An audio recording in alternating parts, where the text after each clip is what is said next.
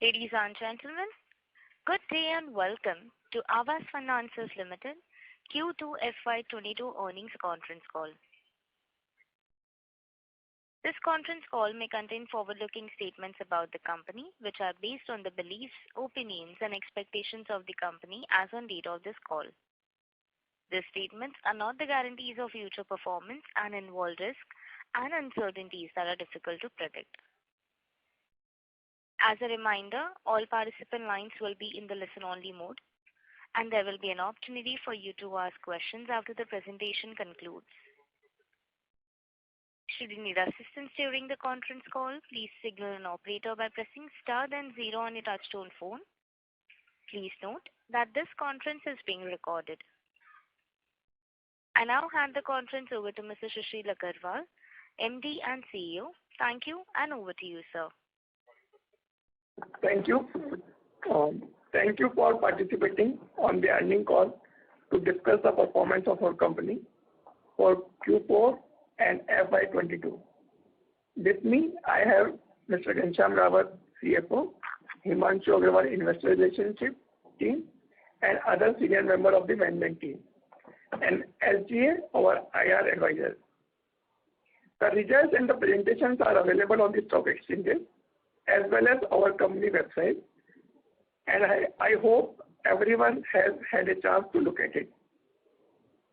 For Q4 FY22, we disbursed 1287.2 crore, registering a 27% year-on-year growth, which is the highest quarterly disbursement in our history. Excluding the impact on business due to lockdown imposed during Q1, FY22, due to second wave of COVID-19, our average monthly disbursement was close to 350 crore during the period from July 21 to March 22. Having said that, we continue to adopt a cautious approach on growth and give a higher thrust to maintaining pristine asset quality and sustainable operating metrics.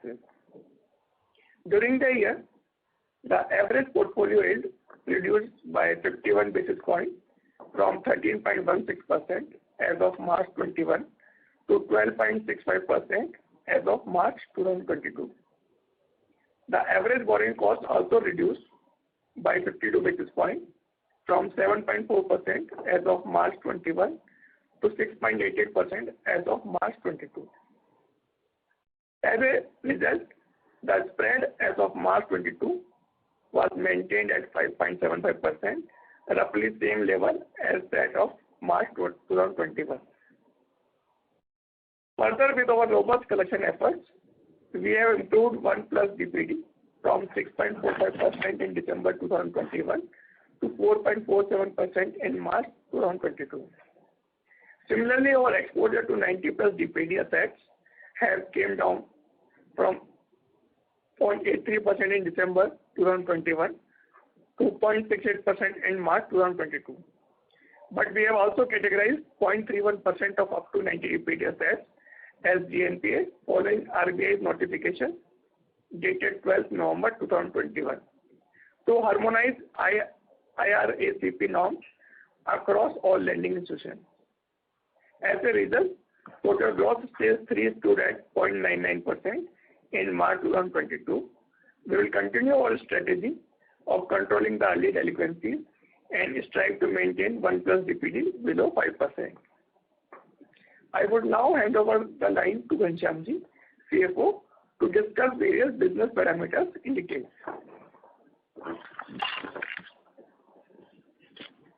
Thank you, Sushilji. Good afternoon, everyone, and a warm welcome to our earnings call. During the year, company borrowed an incremental borrowing amounting to rupees 43,884 million at a 6.04%.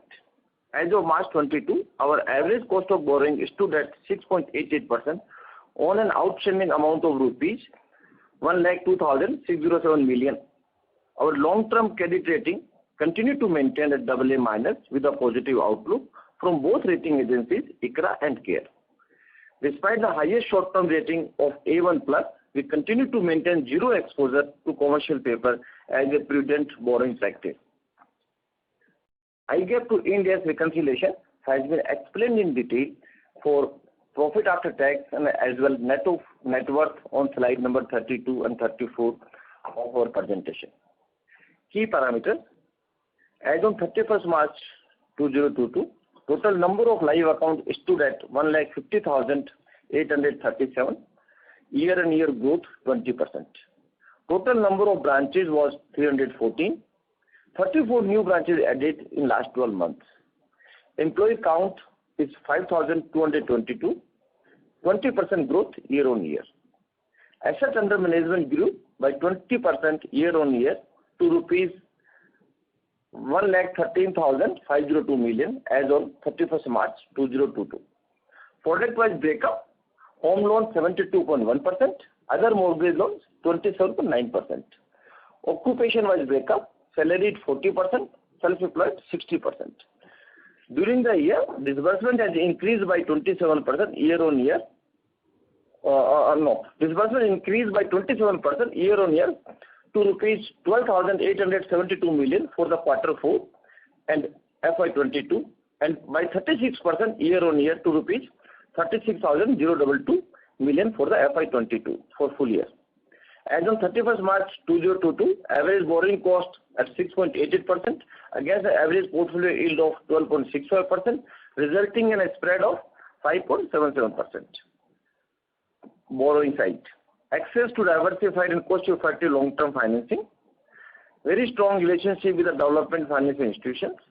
Overall borrowing mix is 31st March 2022 is 37.9% from term loans, 22.9% from assignment and securitizations, 21.5% from National Housing Bank, and 17.7% is from debt capital markets. Assets quality and provisioning: 1 day past due stood at 4.47%, gross stage 3 stood at 0.99%, net stage 3 stood at 0.77% as on March 31st, 2022.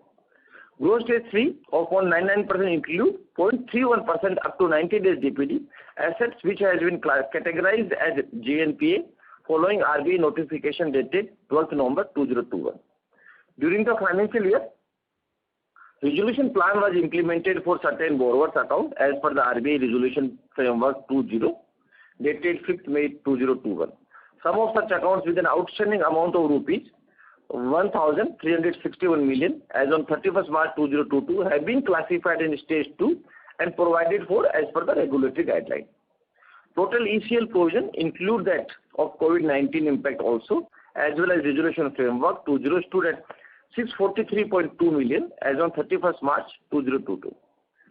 Liquidity of rupees 32,050 million as on 31st March 2022. Cash and cash equivalent of rupees 15,690 million. Unavailed cash credit limit from banks 1,150 million. Documented unavailed sanction from National Housing Bank 4,060 million. Documented unavailed sanction from other banks 11,150 million. Profitability: during the year, during FY21, there was a tax benefit on account of share-based payment of rupees 126.8 million adjusted in profit and loss account, whereas for FY22, such tax benefit of rupees 214.1 million was directly transferred to retained earning equity. Consequently, on a like-to-like comparison, PAT of rupees FY22 increased by 29% year-on-year to rupees 3,575 million. ROA 3.6%, ROE 13.7% for FY22. As on 31st March 2022, we are well capitalized with a net worth of rupees 28,086 million and our book value per share stood at 355.8. With this, I open the floor for Q&A session. Thank you. Thank you very much. We will now begin the question and answer session. Anyone who wishes to ask a question may press star and 1 on the touchtone telephone. If you wish to remove yourself from the question queue, you may press star and 2. Participants are requested to use handsets while asking a question. Ladies and gentlemen, we will wait for a moment while the question queue assembles.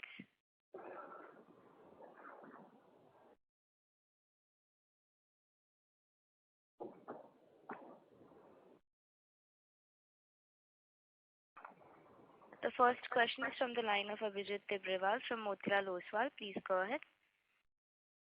Yes. Good afternoon, Sushil and Ghanshyamji. Hope both of you are doing well. Thank you for taking my questions. Firstly, congratulations to you and your team for demonstrating such a strong improvement in asset quality. I had three questions. Let me first try to solicit your views on EM growth. Sir, while everyone keeps saying that the mortgage penetration in India is low and that there is an unlimited opportunity in the affordable housing finance segment, in your view, how big is the opportunity today in the low-ticket housing finance space? And sir, I ask this because we hear very divergent views from players, and some of them even acknowledge that it is easier to build an AUM of, let's say, 10,000 crores, but beyond that, the climb becomes very, very steep. So would like to hear what your views are. Abhijit, good afternoon. Some statistics as per our knowledge and the data we collected, India has 140 crore population. Around 60 top cities have 35 crore population and around 8 crore families. And around 1.6 crore housing loan exists in that market, so around 20% penetration in that market. Rest of the India, 105 crore population, around 28 crore families, and around 65 to 70 lakh home loans exist, so around 3% or less penetration. So I think the market in which we operate, even after 75 years of independence, the penetration is somewhere around 2 to 7-8% in different towns. So we think another 20-25 years, we can sustainably grow in that market. Market is huge, but that market is, you can say, difficult in terms of, so you need to have patience, you need to learn, you need to grow slowly, and you can create a number of times market opportunity in that market. Thank you. So the second question that I had was on the higher prepayments that we have seen during this financial year. Can you give us some color on the competitive intensity in which segment or geography, and to which lenders are these customers taking balance transfers to? And what is the alternative loan yields which are being offered by the competition that you deem it wise not to retain such customers? And lastly, can these BT outs further intensify as the interest rates now rise? So, Abhijit, normally the prepayment rate, how it works is around 6 to 7% comes into principal repayment with the installments. Around 5 to 6% comes as a part payment, prepayment from the customers from their own fund, and around 6 to 7% comes from a BT out portfolio. So traditionally, if you will see the first two components, there is a not much of the thing. It's a normal phenomena for large HFC also, for a small HFC also. On BT out, yes, pre-COVID level, we were able to contain it. And our analytics algorithm, we need to improve. We are working on that. So another 2-3% saving we can do with improved algorithm in the next 12 to 18 months time. And that's the kind of, so but not much of BT out impact. It's 2 to 3% higher from the normal levels, which anyway in the very low interest rate regime you can assume. But we plan our distribution business numbers growth, keeping that in mind, and the guidance which we have given that we can grow 20-22%, we are still matching. So I don't think so. But yes, competitive landscape will always remain there. मैं हमेशा बोलता हूँ, when a kid is below the table height, nobody recognizes it. When a kid grows above the table height, everybody starts recognizing, and the competition intensity will be there. But with the kind of distribution, technology, and niche created in last 12 years of journey, we will continue to sustain our growth levels, which we can 20 to 25% growth. Thank you, sir. This is useful. And sir, the last question that I had was on the asset quality. He said, excuse me, perhaps I'm asking you for your secret sauce on an earnings call. But I wanted to understand what aided the sharp improvement in your stage 3A, which is your less than 90 DPD book. So out of the total reduction that we have seen in stage 3 on a QQ basis, 85% of the reductions have come from stage 3A. What really made me curious here is that you could not have initiated SARFAESI on this loan pool, and these customers who have 3 installments overdue sometime in November and December when they slipped into NPA, suddenly they have so much money that they are able to pay 3 EMIs and get upgraded to standard. So were these resolutions more in the nature of settlements and closures rather than upgrades to stage 1? No. So, Abhijit, as a process, any account which gets marked NPA into system, the SARFAESI process got initiated, and after 12th November circular, immediately next day, whichever accounts were under new regime counted as 90 plus or stage 3, we initiated SARFAESI. And in SARFAESI there are 8 stages, but within 60 days you will have first symbolic position and the swing. And customer who were already living in that house, the period is right, their customer is there, then either customer takes the initiative and foreclose or he prepays the loan. Anyway, these customers were almost those customers which were, because of some event in life, they missed 1 or 2 installment and they keep on paying 1 installment every month. After SARFAESI proceedings, either they have closed or they have prepaid the entire outstanding. So there is no secret sauce. It's a process driven, and since the underwriting and process is good, and in each case customer or property is existing, and so recovery anyway needs to happen. This is useful. Thank you, Sushilji, for patiently answering all my questions, and I wish your team and yourself the very best. Thank you. Thank you. The next question is from the line of Karthik Chellappa from Bona Vista Fund Management. Please go ahead. Yeah, thank you very much for the opportunity. Congrats on another good quarter, Sushilji and Ghanshyamji. I have 3 questions. The first one is, if we were to look at your other OPEX line, this year, almost every quarter, that has been growing very strongly, almost 40% plus. While I understand that the branch expansion has also resumed, it looks like there are few other expenses that are also growing fast. So on the other OPEX side, could you please help us understand what are these expense items that are growing, and how much of this is related to investments for which we will see the benefit probably 1 or 2 years down the line? So, Karthik, good afternoon, and Good afternoon. on the OPEX question. So, last year OPEX has almost 3 components. One is 2021, because of COVID, there was salary reduction, less bonuses or no bonuses or incentives. In the current year, as you see, there was a large attrition across the industry, and to sustain that, the salary increase, incentives, bonus, and it was normal as usual.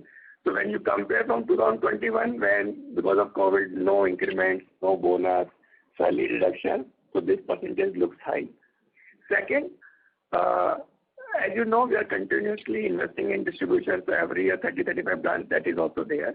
But this year, we are also embarking on another transformation journey on digital side, where we are scaling up our digital and technology infra to cater to a $15 to $20 billion kind of size of assets. And in that journey, yes, last year also the other OPEX and depreciation is included, and this year also will be a little bit high.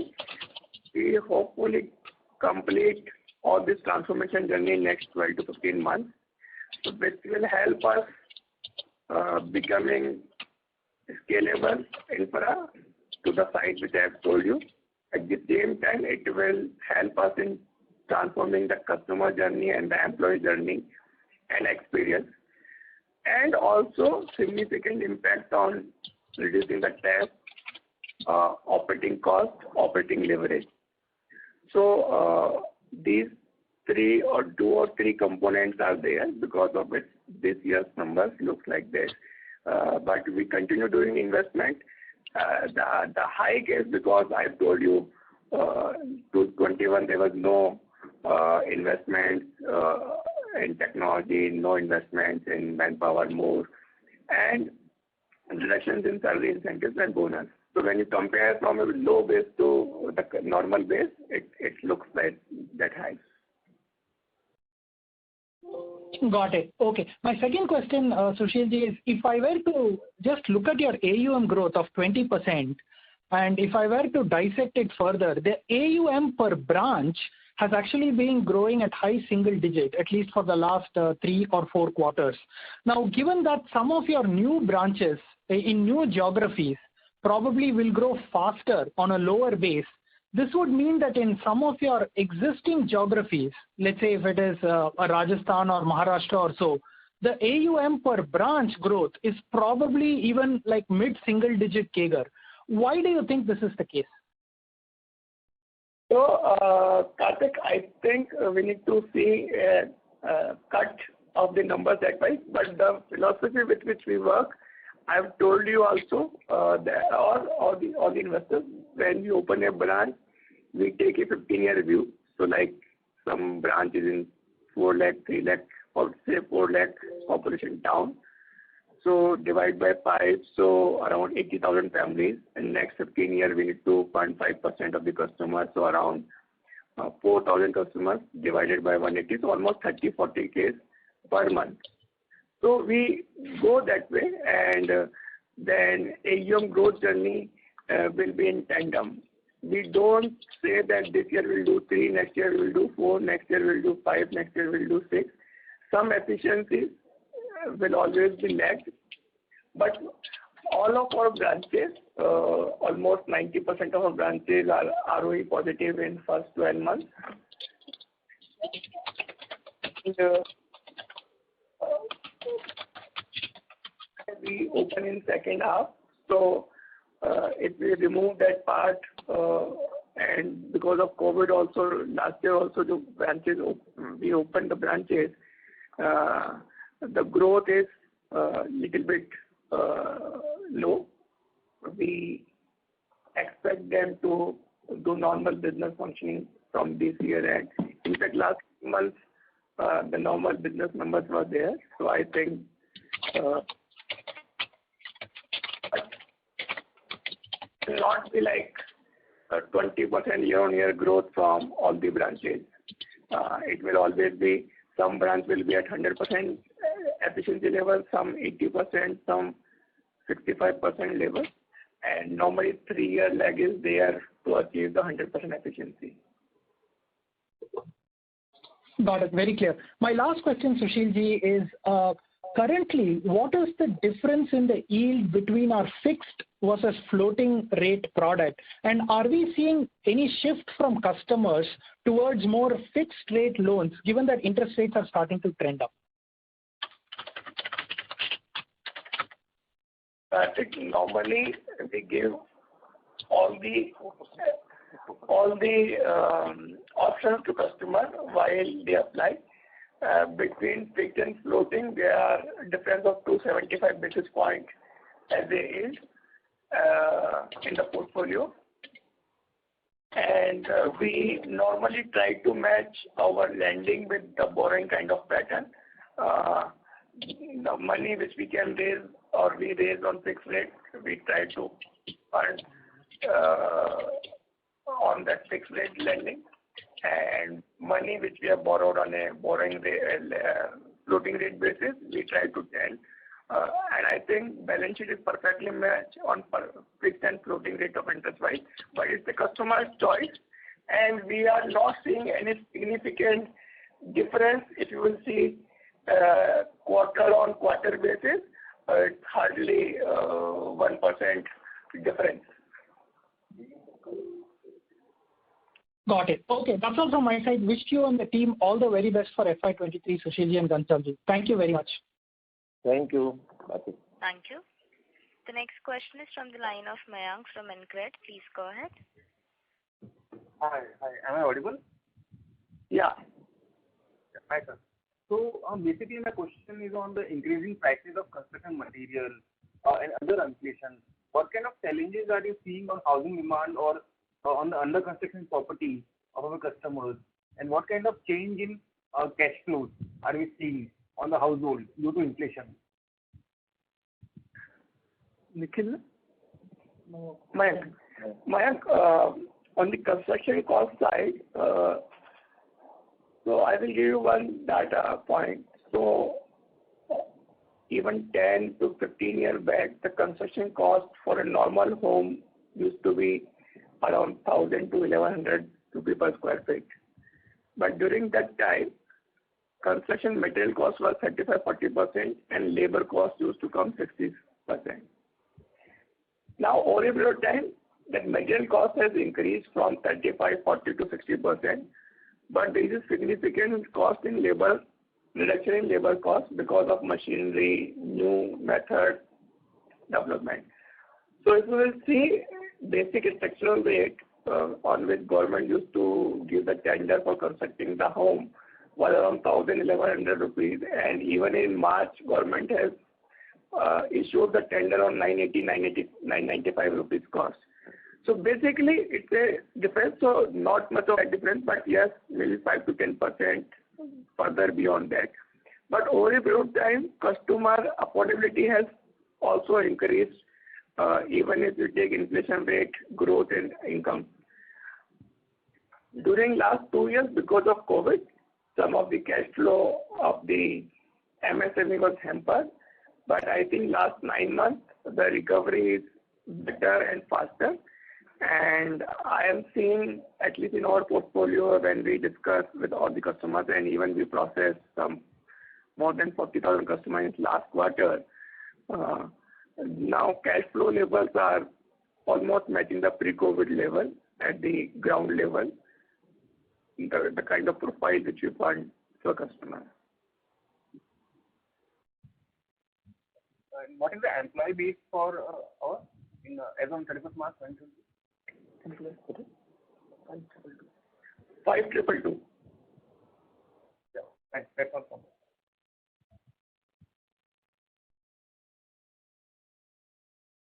Thank you.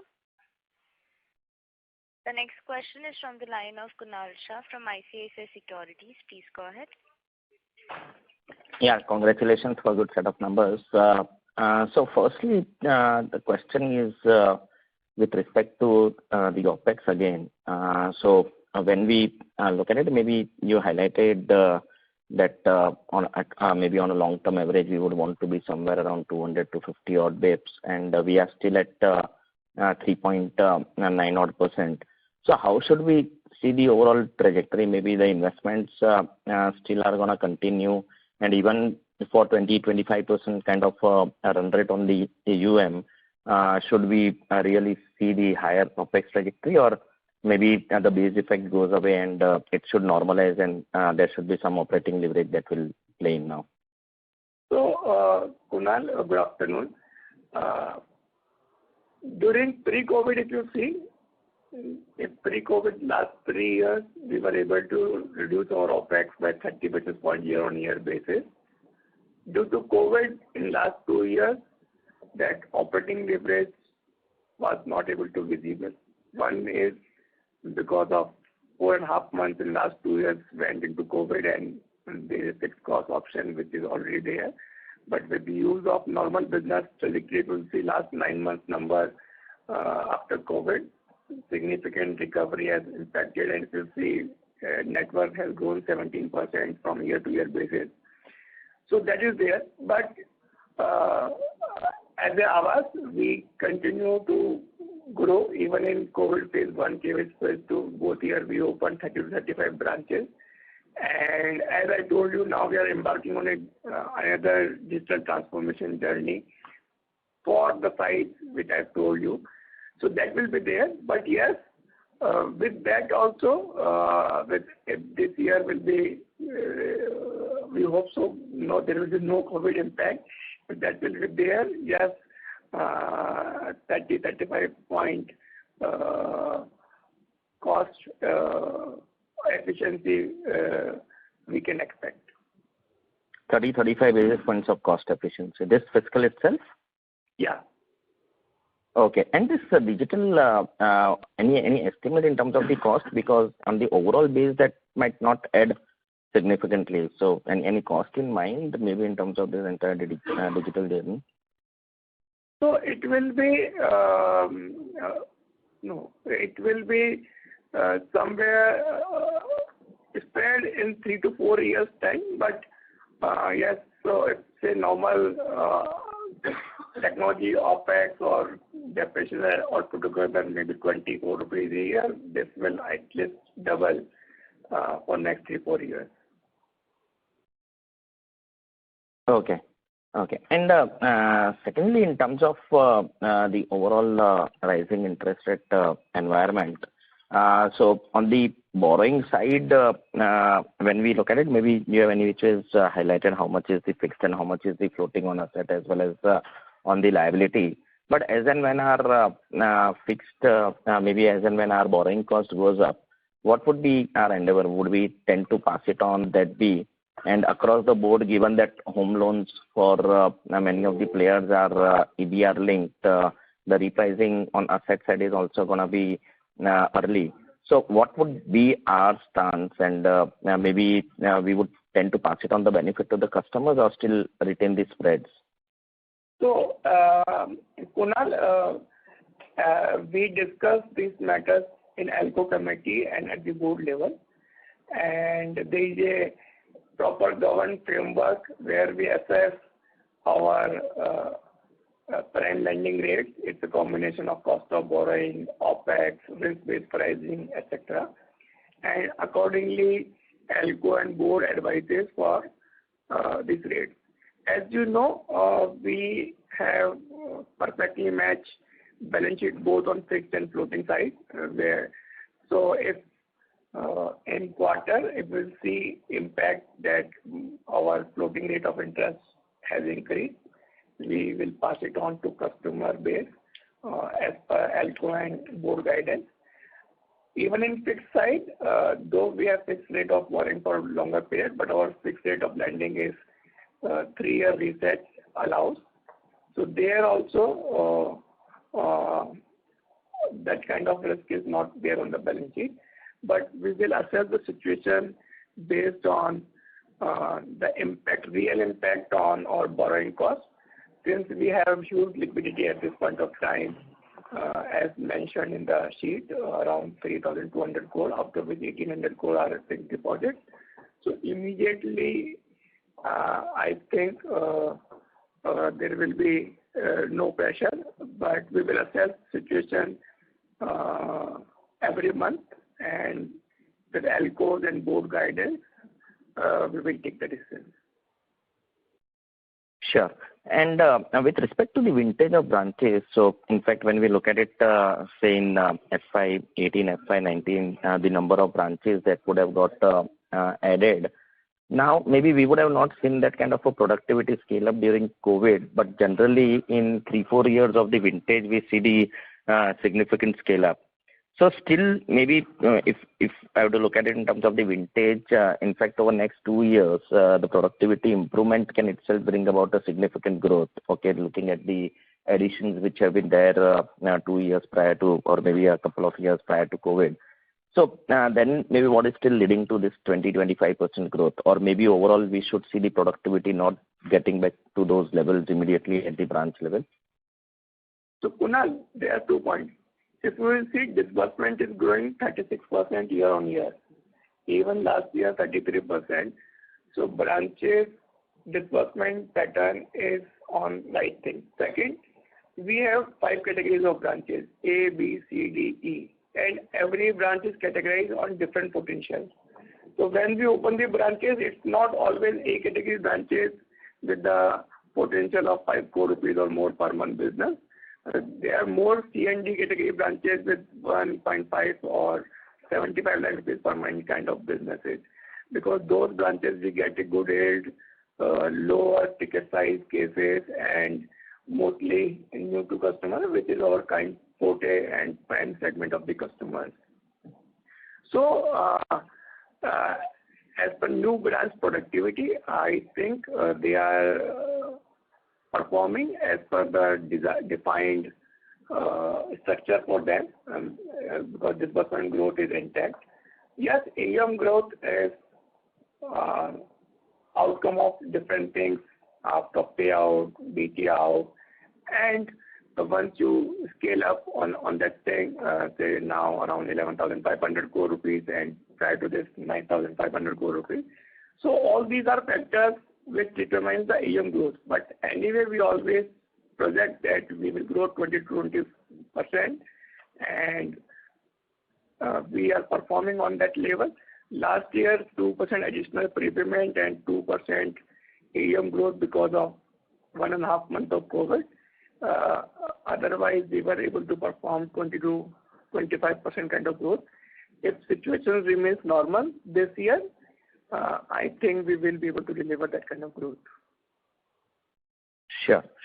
And one last data point question. How much is the asset held for sale as of March? And if you can just give the flow for this quarter in terms of the additions and the resolutions from that. Net 23. Net 23. Net is 23 compared to that of 20 last in December. Yeah. Okay. Thanks and all the best. Yeah. Thank you. The next question is from the line of Shweta Daptardar from Elara Capital. Please go ahead. Thank you, sir, for the opportunity, and congratulations on great set of numbers. So I apologize in advance. I will be harping on the same question of growth. Sir, I'm looking at your DuPont matrix. So look, we are at ROEs of 13.7%, and that has been actually constantly going up. And if I just juxtapose to that your capital adequacy and leverage, so we are at capital adequacy of around 51%, right? And we are growing at 20%. So I understand you mentioned the levers of growth in the previous remark you made.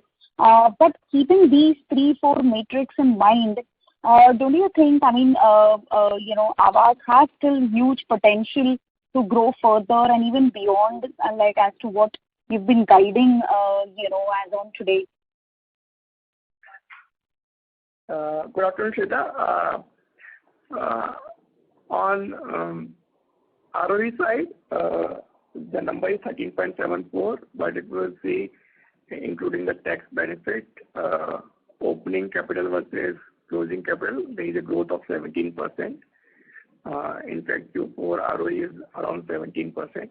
But we said in our continuous guidance that ROEs will improve by 100 to 150 basis points on year-on-year basis. And I think they are on the right trajectory, and we are delivering that number. Sir, and on the growth front, in light of higher capital adequacy and leverage, if that is taken up higher, don't you think growth can exceed even your current guidance?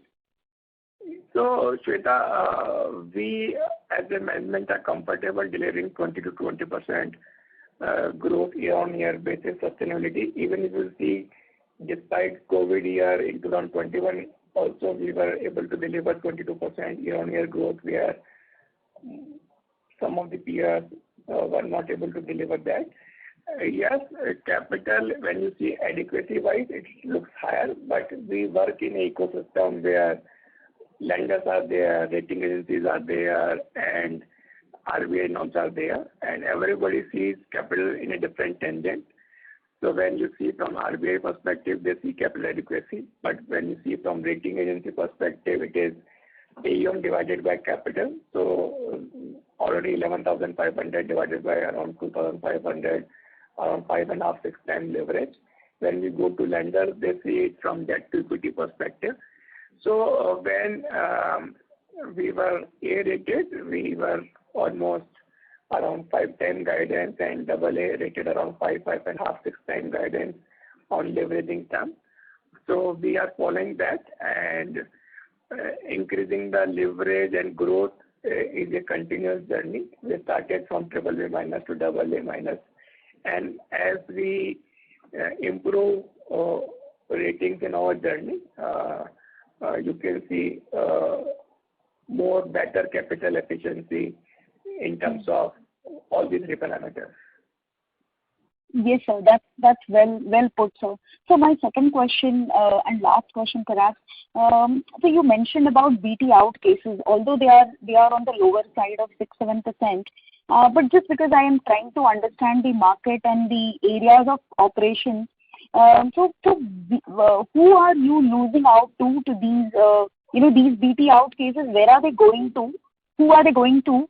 And secondly, just an extension to that, so you have more than 30% odd new to credit customer, right?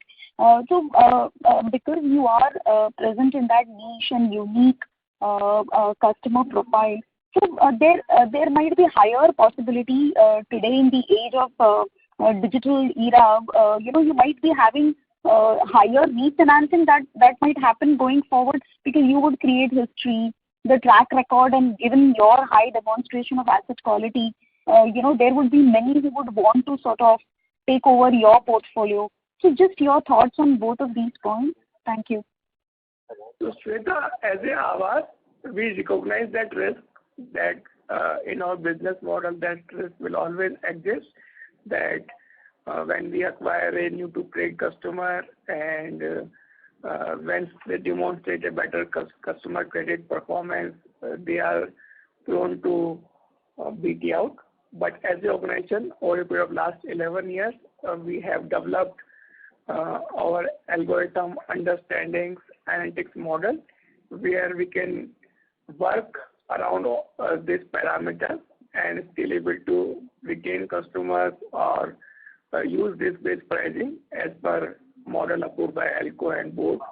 And I think in the past and even COVID and even current year, those algorithms are working fine. We will try to improve it further better so that we can get 2%, 3% kind of benefit on a yearly basis. And that gives us the confidence, even in the difficult time, even in the more intensified competition, we will be able to sustain and retain our customer and sustain our AUM growth level going forward. Understood, sir. Thank you so much. Thank you. The next question is from the line of Nikhil Kothari from Mantra Capital. Please go ahead. Hello. Yeah, Nikhil. Hello. Yeah, so thank you so much for taking my question. So in the presentation, you have given that we have invested 15 crore in Aavas FinServ. So what's the business we are looking at in this subsidiary? So, Nikhil, we have applied for an NBFC license in Aavas FinServ. As per regulatory requirement, the minimum capital is put into that. In that subsidiary, we intend to do secured MSME products and other customer lifestyle products. Okay. Understood, sir. Understood. So that's it from my side.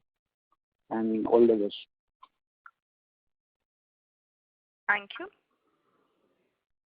Before we take the next participant, reminder to everyone, anyone who wishes to ask a question may press star and 1.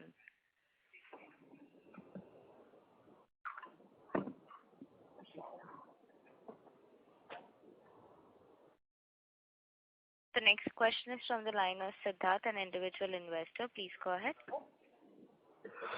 Thank you for taking my question, and congratulations on great set of numbers. I just wanted to understand on the yield mix for the HL and lab products separately for both Q4 and FY22, because I was looking at the slide 20 and we have seen the yields drop by about 50 basis points year on year. So just wanted to understand, on HL and lab, what are the acquisition yields that we have had for both Q4 and FY22? Thank you. I think if you will see our HL and non-HL portfolio was around 73-27 as of last year, and current year it is 72.1 and 27.9. So 90 basis point difference on year-on-year basis. So I just want to understand the acquisition yields of HL and lab book. So you are asking in non-housing the component of HL or MSME and lab? No, not the percentage, Ghanshyamji. I just want to understand the yields at which we are acquiring the book. What is the home loan acquisition yield and the non-home loan acquisition yield? Yeah. So for non-housing,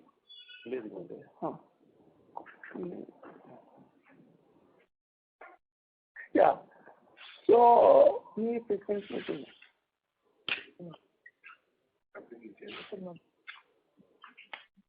So for housing 11.7 and for non-housing 13.2.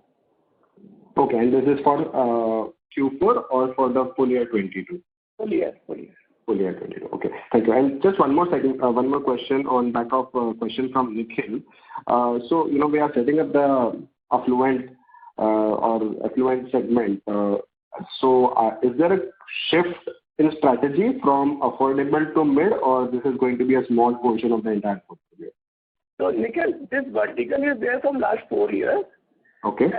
And this vertical contributes around 30-35 crore rupees up to 400-450 crore rupees we do.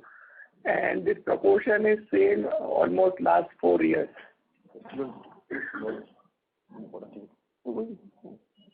Okay. So we are going to stick with the affordable segment, and there is no clear shift in strategy to the mid or affluent. And this department is also from the last 4 years, so not this year. Understood. Thank you so much, and all the best. Thank you. The next question is from the line of Abhijit Tibrewal from Motilal Oswal. Please go ahead. Yes, sir. Thanks for allowing me a follow-up question. So first one is more of a data question. Can you share the geographical split of our disbursements? I mean, what was the disbursement mix? This is our geographical presence in FY22. So Abhijit, we will just so almost similar to AUM level, 2-3% here and there, statewide. Okay, the mix will be the same as what we have in the year. Yeah. And typically, have you seen the AUM mix typically declining in Rajasthan over the last, let's say, 1 or 2 years? So in disbursement per month, yes, but AUM it will take time. I think it's 1% or 2% for year-on-year difference. Okay. So, and the next question again, and my last question again is more of a, I would say, rephrasing of some of the questions that participants have asked already. So typically, when I look at slide number 20, where you present the spreads that you make, very clearly, I would say FY21, FY22, we and including the other, HFCs have enjoyed, high spreads, given that, cost of borrowings came down, and we were not maybe required to pass on the reduction in cost of borrowings to that extent to our customers. But now, going forward, as your, I would say, cost ratios moderate as you had guided by about, let's say, 30 to 35 basis points, we've already addressed large part of the asset quality pain which was there because of those first and second COVID waves. Is there now a case to maintain the high level of spreads, or does it make more business sense to start moderating our spreads? And the focus will be more on maintaining the let's say the ROA. Abhijit, as I always articulate, in our journey, when we started 2011-12, we were able to maintain 5% spread. And pre-COVID level also, we were able to maintain 5% plus minus spread. During COVID, this spread increased, but we have passed on 25 basis points to our customer base in April already. And we told that due to some uncertainties which everybody looks in COVID, we retained that spread in our balance sheet. As the situation will normalize, and even in current situation of interest rate hike, according to ALCO and board decision, we will do the working on PLR and all those things. But in the long run, we want to maintain around 5% spread, and accordingly, cost structures and everything will be playing the role in the next journey. Thank you so much, sir. That's all from my side. Thank you. The next question is from the line of Vikas Kasturi from Focus Capital. Please go ahead. Namaste Sushil ji, Namaste Ghanshyam ji. Congratulations on a fantastic financial year. Sir, my question is more to do with the business. Could you please let us know what are the new digital initiatives that you are taking, and what is the expected benefit out of those? That's it, sir. Thank you. So, Vikas, good afternoon, Vikas. As a company at Aavas, we continuously invest in our digital and technology, and this is a continuous effort from the management and board side. In that journey, again, when we look ahead 10 to 12 year journey, we thought the size will be a different scale. So we are investing into different to prepare ourselves for that large scale and size. And similarly, RBI regulations are converting more and more NBFC norms towards the banking kind of regulation. So we are making ourselves ready for those kind of adherence and corporate governance. At the same time, looking at the current customer profile and the internet journey, we see there will be a digital transformation which is required. So in last 10 years journey, we came from 23 days tag to 10 days tag. Now in the next digital journey, we are trying to reduce it by significant margin, say 50 to 75% further improvement from here what we are there. And this will help us bringing more efficiencies in the operation, will make Aavas ready for new scaled operation going forward. And at the same time, will enable us for kind of more control and govern environment which the regulator wants, and readiness of data for the future growth. Okay, thank you for that explanation, sir. Thank you. Ladies and gentlemen, this was the last question for today. I now hand the conference over to Mr. Sushil Agarwal for closing comments. Thank you all for attending the call. For any further information, we request you to get in touch with Himanshu in our investor relations team or SGA or IR advisors, and they would be happy to help you. Thank you for patience listening and your continued support and interest in Aavas. Thank you. On behalf of Aavas Financiers Limited, we conclude this conference. Thank you for joining us, and you may now disconnect your lines.